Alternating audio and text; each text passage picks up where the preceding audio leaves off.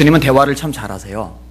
개인적인 대화도 잘하시고요, 이 대중 연설도 잘하시고, 어떻게 사람들 이렇게 끌어들이는지 참 잘 알고 계시고 잘 활용하시는 분입니다. 이 커뮤니케이션의 대가라고 할 수가 있어요. 흡입력이 대단하죠.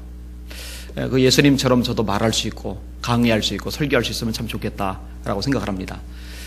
그런데 제가 최근에 질문하고도 이렇게 얘기를 하곤 하잖아요. 이게 사복음서를 다시 반복해서 계속 있는데 예수님이 질문을 참 많이 던지시더라고요. 아, 이게 참 좋은 커뮤니케이션 방법이구나 라는 생각이 들었어요. 주의를 환기시키는데 효과적이더라고요. 제가 실제로 해보니까. 예수님께서 마태복음 16장에 제자들을 보고 부르십니다. 사람들이 나를 누구라고 하느냐? 선지자라고 합니다. 예레미야라고 합니다. 선지자 중에 하나라고 합니다. 세례요한이라고 합니다. 그럼 너희들은 나를 누구라고 하느냐? 주는 그리스도시요 살아계신 하나님의 아들입니다. 이게 이제 마태복음 16장의 내용입니다. 누가복음 6장에 보면은 예수님께서 이렇게 말씀을 하십니다. 내가 너에게 묻노니 안식일에 선을 행하는 것과 악을 행하는 것, 생명을 구하는 것과 죽이는 것, 어느 것이 옳으냐? 예수님이 이제 안식일에 병자를 고치시니까 이것 때문에 시비 거는 사람들이 있거든요. 손 마른 사람이 있어요. 말라 비틀어져 가지고 못 써요. 손을 앉지도 물건을 들지도 아무것도 못하는 엉망이 된 손. 이걸 고쳐주시려고 하는데 도끼는 뜨고 쳐다보는 거예요. 그들에게 주님이 질문을 던지는 겁니다. 안식일에 너희들이 그렇게 중요하게 여기는 안식일에 사람을 살리는 게 옳으냐 죽이는 게 옳으냐, 선을 행하는 게 옳으냐 악을 행하는 게 옳으냐? 그럼 답은 이제 뻔하거든요. 그러니까 직접 답을 주기 전에, 직접 어떤 명제를 제시하기 전에 질문을 던져서 생각하게 만드는 이런 방식인 거죠. 마태복음 21장에 보면은 이번엔 제사장들하고 장로들이 예수님께 질문을 해요. 성전에서 가르치는 예수님 보고, 야, 네가 무슨 권세로 가르치냐? 무슨 얘기를 하고 싶은 거예요? 너 우리한테 허락받았어? 우리 장로들한테, 우리 대제사장한테 허락받았어? 허락도 안 받고 나이도 젊은 놈이 네 멋대로 어디서 가르치고 있어? 그 얘기죠. 예수님 30대 초반밖에 안 되셨으니까. 애잖아요, 애. 예수님께서요, 그때 나 사실 이런 권세 받아서 하는 거거든? 이렇게 대답을 하시면 되는데 대답을 하는 게 아니라 다시 다른 방식으로 질문을 던지세요. 그럼 나도 하나 물을게. 세례 요한의 세례가 하늘에서부터 왔냐 사람에게서부터 왔냐? 이건 이제 전혀 엉뚱한 얘기란 말이에요. 근데 이 질문이요 굉장히 교묘한 질문입니다.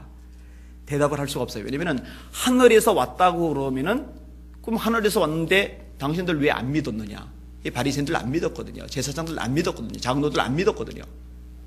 그럼 땅에서부터 왔다라고 대답을 하고 싶은데 땅에서부터 왔다고 그러면은 큰일 납니다. 왜냐면 일반 백성들이 세례 요한을 너무 존경하거든요. 세례 요한에게 세례 받은 사람들이 수득하거든요. 이 모든 사람들이 다 등 돌리고 적이 돼버려요. 여러분 옛날이나 지금이나 민중들 다수가 등을 돌려버리면은요 권력자도 곤란해져요. 그러니까 사실은 사람에게부터 왔어 이렇게 대답을 하고 싶은데 그렇게 대답을 해야 되는데 대답을 못해요. 모르겠는데 그래요. 예수님이 그럼 나도 말 안 할래. 이렇게 이제 대화가 진행이 되는 거예요. 제가 성경을 좀 찾아보니까 이런 얘기들이 참 많이 있더라고요. 그리고 예수님이요 자꾸 따지고 드는 사람들 입을 다물게 하는 게 있어요. 그 다음부터 이제 건들지를 못하는데 그 최종적인 질문이 뭐냐면은 이겁니다. 너희는 그리스도에 대해서 어떻게 생각하느냐? 그리스도가 누구의 자손이냐? 성경을 잘 아니까 대답을 합니다. 다윗의 자손이다. 그러면은 다윗이 왜 그리스도 보고 나의 주라고 고백을 했느냐? 자기 자손이면은 까마득하게 아래인데 까마득하게 아래인 사람 보고 주님이라고 고백을 하거든요. 그러니까 이거를 그들이 대답할 수 있는 한계가 넘어가는 거예요. 주께서 우편에 계신 주에게 이르시기에 내가 네 원수로 네 발등상 되게 하기까지 너는 내 우편에 앉아서라 있다. 이게 다윗의 시거든요. 주님이 계신 때 주님 우편에 주님이 또 계세요. 이 주님이 주님 우편에 계신 주님 보고 하시는 말이 내가 네 원수로 네 발등상 되게 하기까지 너는 내 우편에 앉아 있으라. 이게 그리스도거든요. 자기 후손으로 태어나는데 자기 후손 보고 주님이라고 불러요. 다윗이 스스로가 알아서 그렇게 고백한 건 아닙니다. 성령께서 알게 하신 거죠. 예수님이 다윗의 후손으로 태어나지만 다윗의 주님이시거든요. 할렐루야. 이걸 명확히 아셔야 돼요. 이사야 예언 제가 가끔 인용하잖아요. 이사야 9장에 이는 한 아기가 우리에게 낳고 한 아들을 우리에게 주신 바 되었는데 그 이름은 기묘자라 모사라 전능하신 아버지라 평강의 왕이라 영존하시는 하나님이라.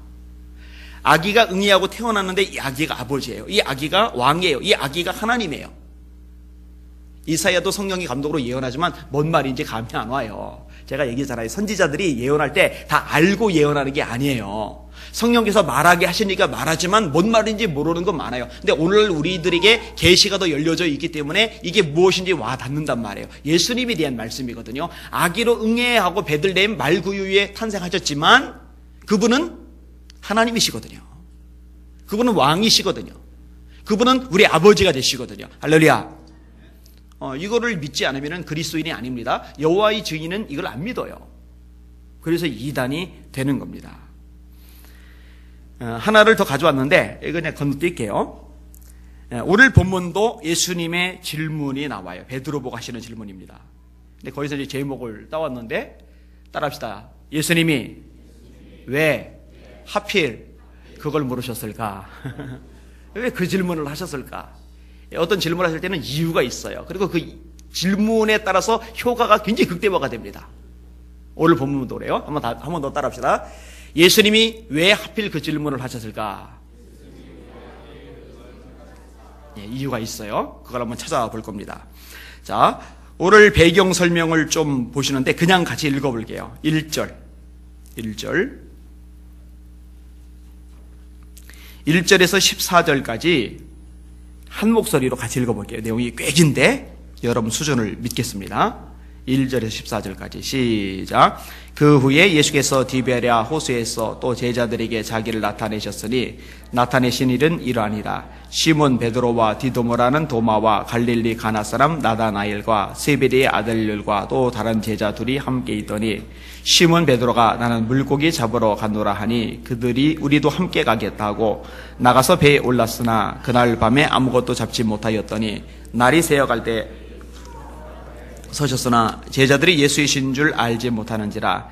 예수께서 이르시되 얘들아 너에게 고기가 있느냐 대답하되 없나이다. 이시되 그물을 배 오른편에 던지라 그리하면 잡으리라 하시니 이에 던졌더니 물고기가 많아 그물을 들 수 없더라. 예수께서 사랑하시는 그 제자가 베드로에게 이르되 주님이시라 하니 시몬 베드로가 벗고 있다가 주님이라 하는 말을 듣고 겉옷을 두른 후에 바다로 뛰어내리더라. 다른 제자들은 육지에서 거리가 불과 한 50칸쯤 되므로 작은 배를 타고 물고기 든 그물을 끌고 와서 육지에 올라보니 숯불이 있는데 그 위에 생선이 놓였고 떡도 있더라. 예수께서 이르시되 지금 잡은 생선을 좀 가져오라 하시니 시몬 베드로가 올라가서 그물을 육지에 끌어올리니 가득히 찬 큰 물고기가 153마리라. 이같이 많으나 그물이 찢어지지 아니하였더라. 예수께서 이르시되 와서 조반을 먹으라 하시니 제자들이 주님이신 줄 아는 고로 당신이 누구냐 감히 묻는 자가 없더라.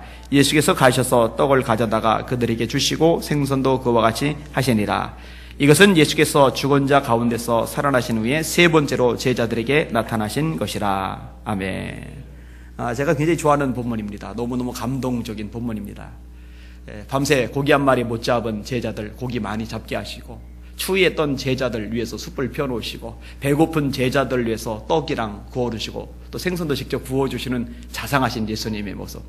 사실 부활하신 예수님을 만나고 나서 고기 잡으러 가겠다고 선동한 인물이 베드로고 여기에 따라 나선 제자들이 여럿이잖아요.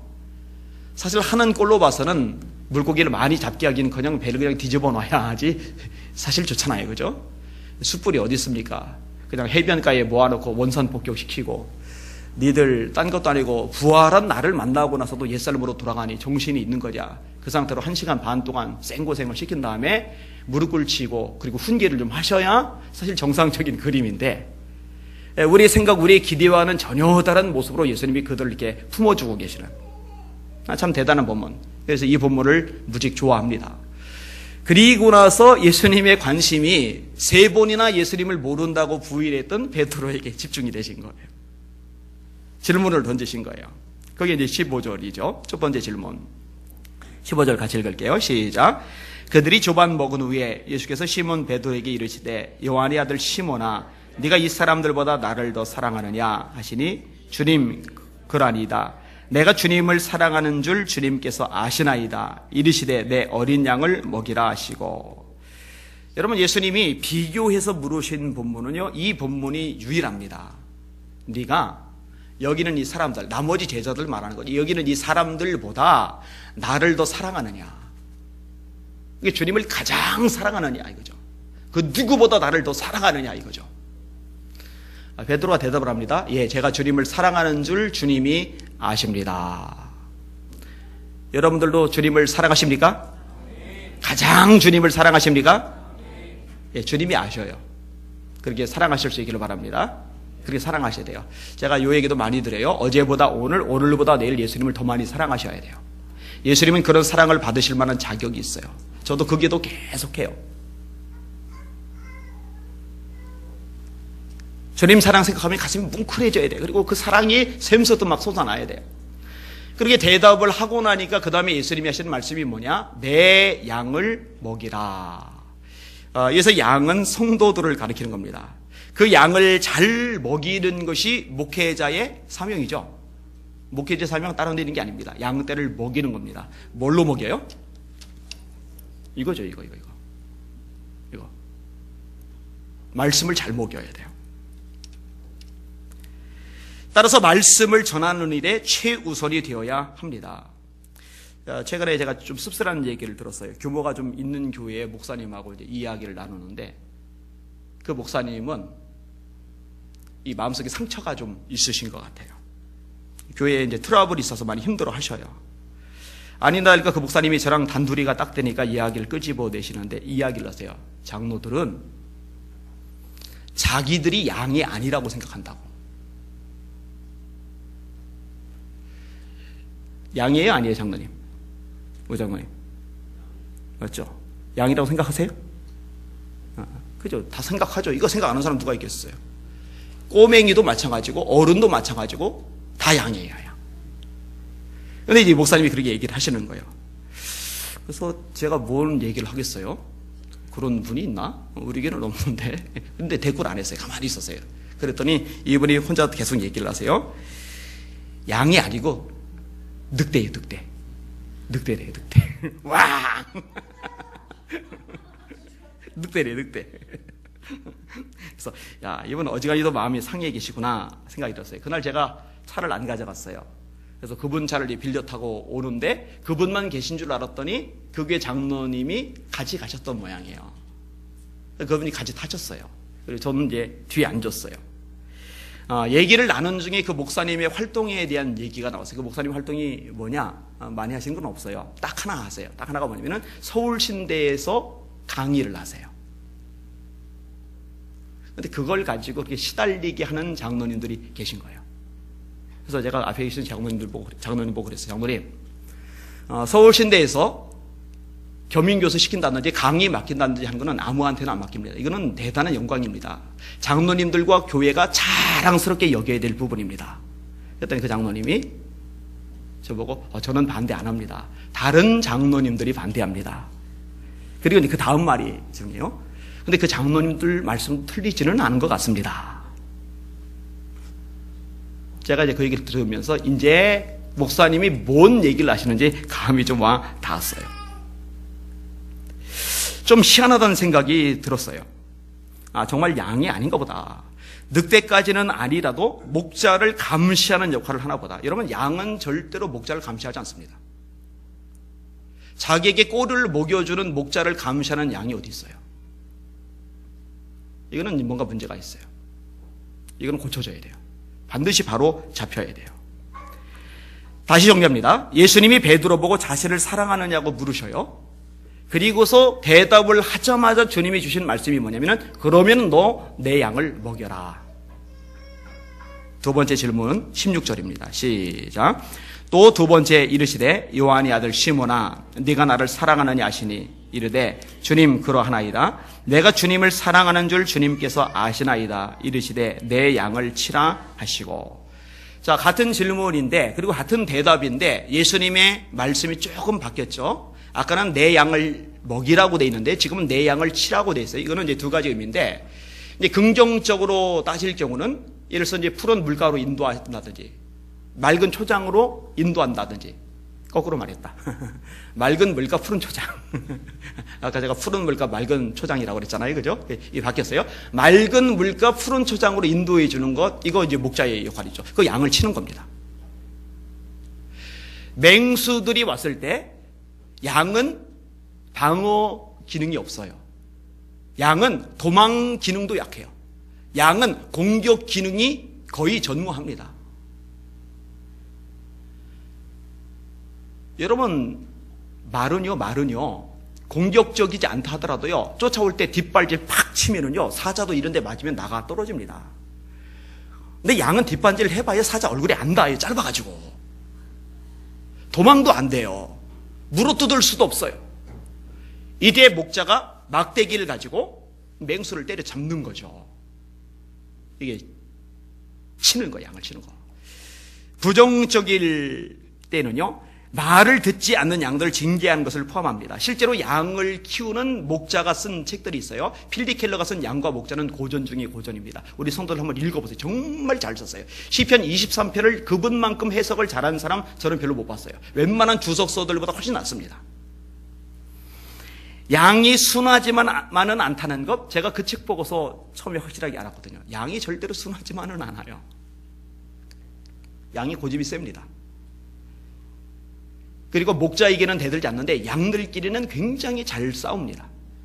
유명한 얘기 있잖아요. 더울 때 내 열 뺏어가라 하고 다 붙어 자고, 겨울철에 자기 열 뺏길까 봐 떨어져서 자고. 되게 근시 아니고,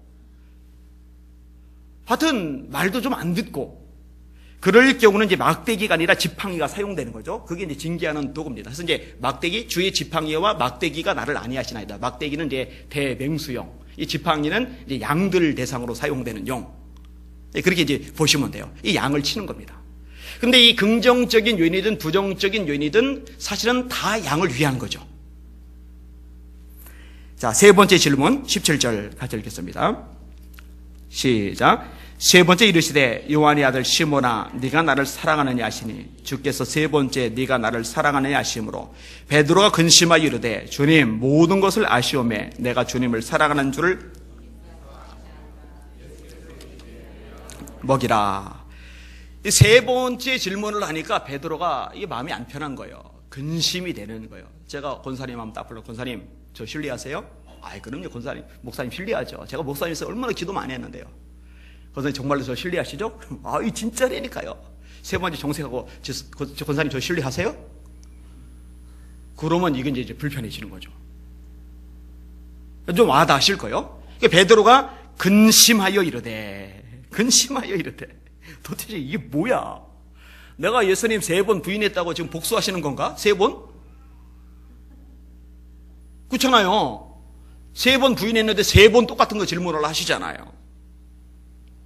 아무튼 다시 고백해요. 주님 아십니다. 주님 아십니다. 내 양을 먹이라.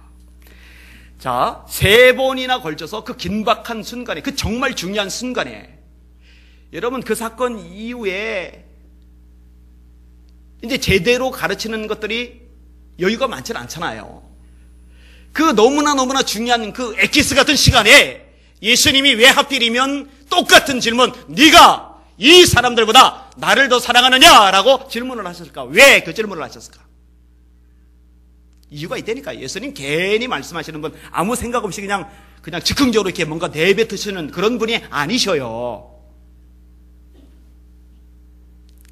따라합시다. 사랑이 있을 때 가장 열정적으로 일할 수 있다. 데이트 해보셨어요? 데이트할 때 불러놓고 차 안에서 늦은 새벽 2시, 3시, 4시까지 막 얘기를 해요. 얘기하고 돌려보내는데 아쉬워요. 그죠? 왜요? 사랑하니까. 근데 야근을 새벽 3시, 4시까지 시켰어요. 야근을 회사에서. 근데 새벽 3시, 4시에 막 피곤해 죽겠는데 끝나고 집에 가기 직전에 아쉽다. 야근 더 하고 싶은데. 야근도 안 시켜주나? 그렇게 해요, 안 해요? 차이가 있어요. 커요. 여러분, 주님의 일도 마찬가지입니다. 예수님을 사랑하는 것만큼 열정적으로 일할 수 있어요. 오늘 찬양팀 헌신 예배인데 우리 찬양팀의 헌신이 열정이 담긴 헌신이 되시기를 주의 이름으로 축원합니다. 야, 모자란 거예요. 아쉬운 거예요. 우리 더 연습하자. 우리 더 기도하자. 우리도 주님께 우리 마음을 쏟아서 예배하자. 금요일날 찬양팀이 이제 찬양 인도를 했어요. 아내가 밤에 그러더라고요. 찬양팀 중에 막 감격해서 찬양하는데 그걸 보는데 본인이 막 은혜가 되더래요. 예수님 사랑하는 모습이, 예수님이 너무 좋아서 어쩔 줄 모르는 모습이 얼굴 속에서, 그 모습 속에서 풍겨 나오는 거예요. 그러니까 은혜가 되더라고. 저는 뒤에 앉아서 기도를 하니까 얼굴이 잘 안 보이죠. 아름답다고 생각을 했어요. 귀하다고 생각을 했어요. 우리 교사들이 그렇게 하셔요. 이번에 기관이 임직원들 그렇게 하셔요. 그리고 부역장들 그렇게 하셔요. 그리고 하여튼 모든 맡은 역할들 그렇게 열정을 가지고 하실 수 있기를 주의 이름으로 축원합니다. 왜? 사랑하니까. 두 번째 따라합시다. 사랑할 때 방해를 이길 수 있다. 요한복음 12장에 보면은요, 마리아가 예수님에게 향유를 부어요. 이 마리아는 예수님이 너무 좋아요. 예수님을 너무 사랑해요. 왠지 아세요? 오빠가 죽었는데 죽은 오빠를 나흘 만에 살려내셨거든요. 소망을 주셨어요. 울부짖는 그 가족에게 예수님께서 꿈을 주셨어요. 예수님이 너무 좋은 거예요. 예수님께 향유를 부어요. 그런데 여러분, 주님을 위해서 이 엄청난 헌신, 1,500만 원 가까운 것을 쏟아부었는데 헌신을 엄청나게 했다고 사람들이 다 칭찬하느냐? 여러분 착각하지 마세요. 그거 기대하는 사람은요, 충성 계속 못합니다. 반드시 태클 거는 인간이 나와요. 어디선가든 나와요. 이번에 어디서 나왔어요? 예수님의 제자 그룹, 사도 그룹에서 나왔어요. 가룟 유다. 야! 너 정신 있는 거야, 없는 거야? 그거 팔아서 가난한 사람 중에 엄청나게 많은 사람 먹이겠다. 여러분, 1,500만 원이면은요, 노숙자를 시간 먹입니다. 먹이고도 남아요. 이렇게 태클 걸면은요, 누가 좋아요? 기분 나빠요. 마음 상합니다. 기운이 빠질 수 있어요. 여러분, 기껏 헌신하고 욕먹는데 누가 기뻐하겠어요? 이때요, 정말 주님을 사랑하는 마음으로 하지 않는 사람은 어떤 반응 나오느냐? 안 해. 안 한다니까. 이렇게 나와요. 마리아는요, 그러지 않아요. 끝까지 해요. 끝까지. 왜죠? 사랑하니까. 우리 예수 비전교 성도들은 사랑 때문에 방해가 있어도 끝까지 주 앞에 헌신하시기를 주의 이름으로 축원합니다. 여러분, 사랑하는데 방해가 문제가 있습니까?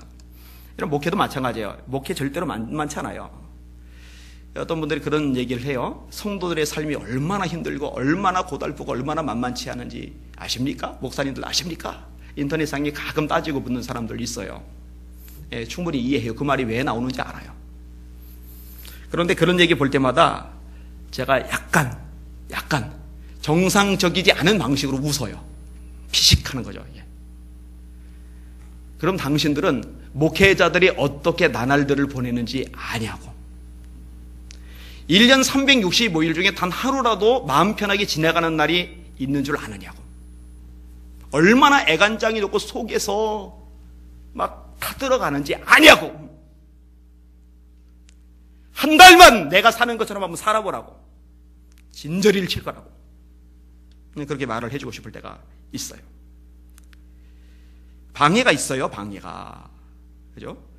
그런데요, 예수님을 사랑하면은 이길 수가 있어요. 사랑으로 안 하면은 못 이깁니다. 주저앉습니다. 그래서 주저앉는 사람들도 실제로 많아요. 성도들만 많은 게 아니라 목회자들 중에도 많다니까요. 세 번째 따라합시다. 사랑할 때 계산하지 않을 수 있다. 여러분, 사람은요, 기본적으로 이기적이에요. 기본적으로 자기중심적입니다. 그래서요, 이게 잘 돌아가야 따집니다. 내게 얼마나 유익이 되고 이익이 됐는지 손익계산서가 금방금방 나와요. 친구들끼리도요, 같이 이렇게 막 먹을 거 사주고 하는 것도요, 이거 진짜 안 하는 친구 있어요. 진짜 자기 주머니 안 터는 친구 있어요. 완전 짠돌이. 그러면요, 같이 어울리면서도 뒤에서 욕해요. 저 자식 말이야. 저거, 틀렸어, 얘가. 아세요? 가끔은 자기도 쏘기를 해야 되는데, 안 그래! 그런단 말이에요. 근데 여러분, 누군가를 정말로 좋아하게 되면, 사랑하게 되면요, 그런 걸 따지지 않게 돼요. 제가 하고, 내가 하고, 교대로 하는 거 의미 없어요. 내가 다 해도 괜찮은 거예요. 제 아내가 인기가 좀 있었어요. 제가 알아요. 특히 오빠들, 나이 많은 오빠들이 좀 치근덕거렸더라고요. 유치하게서리 치근덕거리고 있어요. 그 중에 한 명 있는데, 아내가 이제 피자가 먹고 싶다 이런 얘기를 이렇게 흘려요. 그러면은 우연히 나타나는 것처럼 가는 길목에서 나타나요. 이렇게 딱. 이제 시흥역 같은 데 딱 나타나요. 그러더니 피자 먹을래? 만두 먹고 싶다 이 얘기를 들으면은 또 우연히 나타나는 것처럼 나타나서 만두 사주고 이러기를 수시로 해요. 제가 누군지 얘기는 안 하는데 이거 바보 같은 짓 한 거죠. 그럼 뭐합니까? 저한테 시집을 왔는데.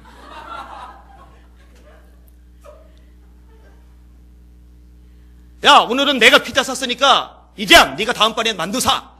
이런 개념 없어요. 자기가 10번이고 20번이고 상대방이 좋아만 하면 얼마든지 사줄 수 있어요. 왜냐면은 마음이 가 있으니까. 돈 잘못 쓴 거죠. 우리가 애기들이 많아졌어요. 애기 엄마들이 애기들 위해서 온갖 것을 다 합니다. 그때마다 이건 얼마짜리 수고인데 이건 얼마짜리 돈 들어가는데 그거 따지면서 이거 다 기록해놨다 나중에 다 받아야지 이자까지 쳐야지 이런 생각 안 해요. 왜? 사랑하니까. 여러분 주님의 일도 마찬가지입니다. 예수님을 정말로 사랑하면 손익계산서 안 따집니다. 이렇게 하면 내가 더 피곤해지는데 이렇게 하면 내가 더 힘들어지는데 이렇게 하면 내가 경제적으로 더 마이너스가 되는데 이런 계산이 떠나가요. 그렇게 주님을 섬기실 수 있기를 주의 이름으로 축원합니다. 제가 신석교회 다닐 때 효빈이가 아주 어렸죠. 근데 이제 목사님께서 매일 출근하라고 그러세요. 파트였는데 매일 출근하래요. 매일 출근했어요. 근데 원래 생활비가 60만 원이었습니다, 그때. 그래서 매일 출근하면서 매일 출근해서 그 다음번에는 이제 생활비가 좀 오를 줄 알았어요. 올라야죠. 세 식구가 살기에 60만 원은 너무 적어요. 이게 생활이 안 돼요. 되겠습니까? 근데 그해 사무총회 때 보니까 생활비가 55만 원으로 깎였어요. 매일 출근하는데. 와, 재정장로님이 오셔서 사과를 하셔요, 저한테. 여러분, 그 위에 제가 뺀질거렸을까요? 그래, 내가 55만 원 받는데 딱 55만 원어치만 일할 거야. 아니요. 일찍 가서 교회 정리 청소 싹 해놓고 전하고 똑같이 할 거를 해요. 왜냐? 제가 사역을 하는 것은 돈 때문에 하는 게 아니라 예수님을 사랑하기 때문에 하는 것이거든요. 주는 것만큼 한다. 이 계산적인 사고에는 사랑이 안 들어가 있어요. 사랑이 들어가면 계산이 빠져나가게 되어 있어요. 여러분 부부끼리 돈 계산하기 시작하면요, 이건 골치 아파진 증거입니다. 여러분 사랑 때문에 계산을 잊어버리는, 계산이 아예 안 되는, 이게 머리가 먹통이 되는 복 있는 성도들 되시기를 주님의 이름으로 축원합니다. 우리 천양팀 청년들이 주로 많은데 청년 때 그렇게 한번 살아보는 거예요. 청년 때. 아줌마도 있구나, 우리 형. 얼마 전까지 청년이었는데 청년 같아 아직도. 근데 그렇게 한번 살아보시길 주의 이름으로 축원합니다. 한번 불살라보는 거예요. 불살라보는 거예요. 금요일날 누가 저한테 문자를 보냈던데 은혜를 요즘 참 많이 받고 있더라고요. 열심히 청년답게 살 테니까 아줌마라고 부르지 말아달라고 저보고. 자, 마지막 하나만 더 생각해 볼게요. 따라합시다. 사랑이 있을 때 어떤 대가도 치를 수 있다. 예. 계산을 안 하는 차원이 아니라요, 대가를 치릅니다. 이야기 하나 할게요. 요거 했는지 안 했는지 제가 기억이 안 나요. 평생 시각장애인으로 살던 최 씨라는 사람이 있어요. 이 사람이 어릴 때부터 앞을 못 보다가 이제 머리에 흰머리가 막 듬성듬성 생겼어요. 그래서 이제 병원을 갔는데 기쁜 소식이 들려요. 의술이 그동안에 너무너무 많이 발전을 해서 이거 수술하면 눈을 뜬다는 거예요. 너무 기쁘고 너무 감사하고 행복해서 막 어쩔 줄을 몰라요. 그런데요, 이 사람이 결국은 수술을 안 했더라고요. 수술비가 없어서가 아니고 시력을 찾고 싶지 않아서가 아니고 다른 이유가 하나 있었어요. 이 사람 최 씨가 20살 무렵에 지금의 아내를 만났어요. 그때도 눈이 안 보일 때죠. 누가 나 같은 인간하고 결혼할까? 앞도 못 보는데. 그런데 그때 나타났던 여자가 지금의 아내인 거예요. 그리고 둘이 교제하게 되고 서로 사랑하는 사이가 되었어요. 미영이라는 사람, 미영 씨 저랑 결혼해 주세요. 제가 눈은 보이지 않지만 평생 마음의 눈으로 당신을 보살피고 사랑할게요. 저도 그러고 싶지만 왜요? 저를 사랑하지 않으세요? 이 여자가 이제 사정 얘기를 했는데 어릴 때 이 불구덩이 속에서 화상을 입어서 얼굴이 다 이게 엉망이 됐어요. 그래서 남자를 사귈 수 있는 상태가 아니에요. 남자들은 옛날이나 지금이나 일단 인물 보잖아요. 이거 아니라고 말하는 남자들 거짓말장이죠. 그런데 얼굴이 다 얽었으니 이 여자는 여자 나름대로 이제 자신이 없는데 최 씨가 앞을 못 보니까 이게 이제 커버가 되었던 거고 교제가 가능했던 거예요.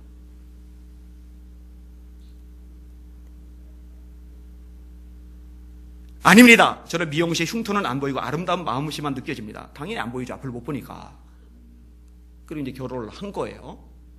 그런데 이 사람이 너무 기뻐서 너무 행복해서 야 이제 나도 볼 수 있다. 노년이지만 이제 나도 세상 볼 수 있다. 신났는데 가만히 생각해 보니까 자기 아내가 자기가 눈을 뜬 순간부터 행복하지 않을 것 같은 거예요.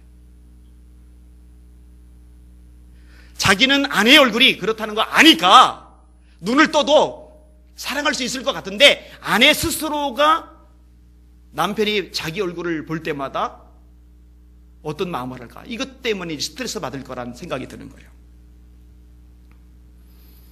의사 찾아갔어요. 안 받겠습니다. 왜요? 무서우세요? 아니요. 이유가 있어요. 저에게 화상 입은 아내가 있거든요. 제가 눈을 얻게 되면 아내의 흉측한 얼굴을 보게 되겠죠. 그러면 아내의 마음이 분명 편치 않을 겁니다.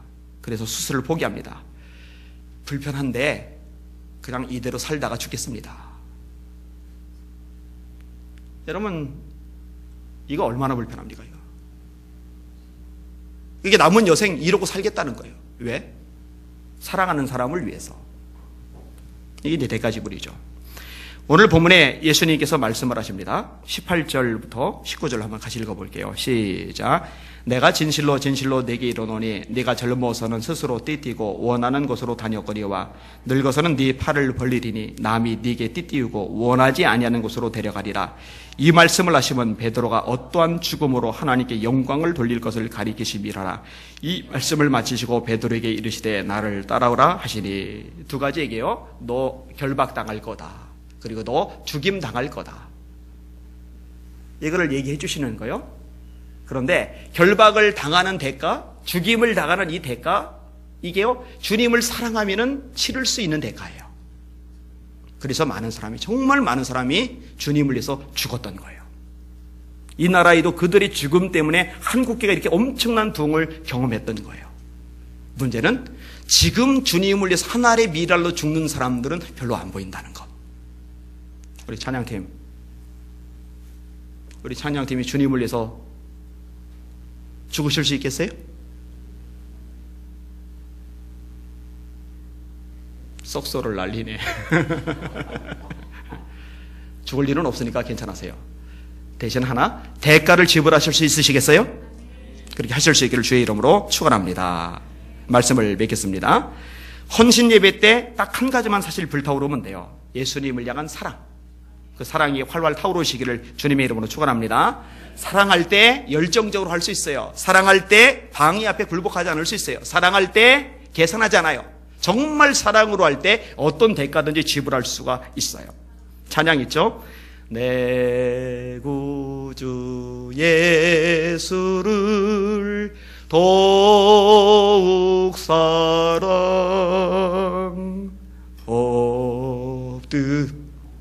비는 말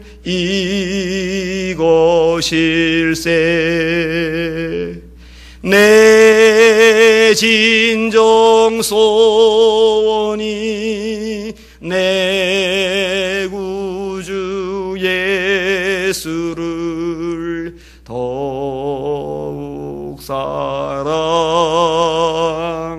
더욱 사랑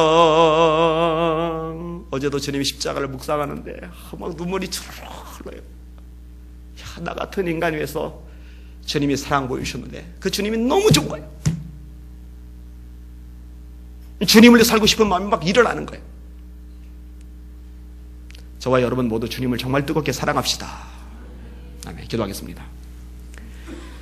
주님이 좋습니다. 주님을 사랑합니다. 정말 모든 것이 됩니다. 세상에 좋은 것 아무리 많이 가져도 주님 빠지면 우리는 껍데기입니다. 세상의 모든 것 다 잃어버려도 주님 계시면 우리는 모든 것을 소유한 자입니다. 어제보다 오늘보다 내일 주님을 더 많이 사랑하는 우리 예수민영교 성도들 되게 하여 주옵소서. 우리 찬양팀원들 앞에 설 때 냉랭한 가슴으로 서지 말게 하시고 주님을 향해 활화살처럼 타오르는 사랑의 마음을 가지고 설 수 있도록 은혜 베풀어 주옵소서. 예수님 이름으로 간절히 기도합나이다. 아멘.